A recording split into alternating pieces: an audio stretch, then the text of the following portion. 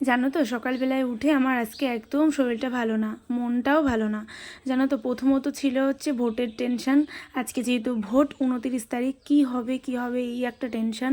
আর দ্বিতীয়ত আমার শরীরটা একদম ভালো না। আমার দেহে যতগুলো গিঁট আছে আমার প্রতিটা গিঁট ব্যথা। মানে কি বলবো, মেশিনে যেহেতু বসে থেকে কাজ করা হয় সারাদিনে, এর জন্য বোধহয় খুব ব্যথা। তো এর জন্য আমার আজকে একদম মনটা ভালো ছিল না। কিন্তু মন ভালো না থাকলে কি হবে বলো, রয়েছি শ্বশুর বাড়িতে, কাজ তো করেই খেতে হবে, কাজ না করলে কেউ খেতে দেবে না। তো রান্না করার জন্য বসে পড়লাম। আমি চলে গেলাম যে মাছ এসছে নাকি দেখতে। তো মাছ এসছে, তারপরে রুই মাছটা নিয়ে নিলাম। তারপরে ওইদিকে হচ্ছে আমার যা আমাকে বলছিল আসো শুনে যাও, কখন যাবে ভোট দিতে, এরকম বলছিল। তাই চলে এলাম ওর কাছে। ওর কাছে এসে একটু বসেছিলাম, ভালো লাগছিল না যেহেতু। তারপরে মাছ নিলাম। তারপরে মাছ টাছ নিয়ে এই দেখো রুই মাছ নিয়েছি।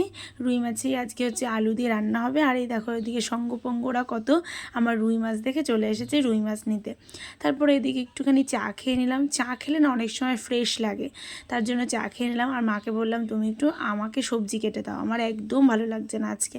বলছে ঠিক আছে দিচ্ছি। তার সবজি কেটে দিল। আর এদিকে আমাদের উনুনটা যেহেতু এখনও করা হয়নি, যেহেতু কী বলো তো হাতের কাজ করি, তো তার জন্য সবসময় সময় পেয়ে উঠি না যে সব কিছু পরিপাটি করে করব। তাও যতটা পারি ততটা চেষ্টা করি, কারণ সংসারটা আমাকে সব কিছু পরিপাটি করে করতেই হবে। আমি ঘুমাই যদি ধরতে গেলে আমি 4 থেকে 4 ঘন্টায় 4 ঘন্টা 30 মিনিট এরকম বোধহয় আমি ঘুমাই রাত্রে। কারণ সকাল উঠি আমি 5:30, কোনোদিনও 4:30 উঠি। ওঠার পরে আমি আবার সেই রাতে গিয়ে শুই। তো কী করবো বলো, সংসারটা তো করতেই হবে, আর সংসারে সব কিছু পরিপাটি করাই আমাদের মহিলাদের কাজ। তারপর চলে গেছিলাম ভোট দিতে। আর আমার মূল্যবান ভোটটা আজকে আমি দিয়ে এসেছি।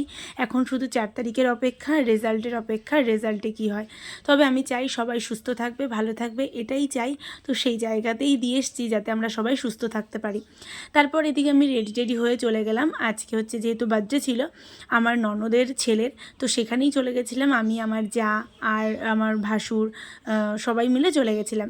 তারপরে এই যে ফাইনালি ওদের বাড়িতে চলে এলাম। আর ডেকোরেশন খুব সুন্দর করেছিল, ছোট্টখাট্টোর মধ্যে এত সুন্দর করেছিল, ভীষণই সুন্দর করেছিল। কিন্তু জানো তো মুহূর্তের মধ্যে বলে না, আনন্দ এমনই একটা জিনিস যেটা মুহূর্তের মধ্যে নষ্টও হয়ে যেতে পারে।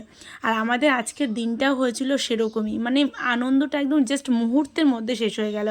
আমরা গেছি, গিয়ে কেকটা সবে কাটিং হয়েছিল। ও না কেক দেখলে খুব ভয় পায়, এটা সবাই জানে, তবে কাটতে হবে।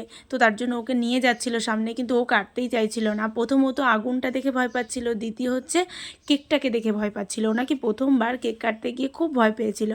তো তারপর থেকে ও কেক কাটতে ভয়ই পায়।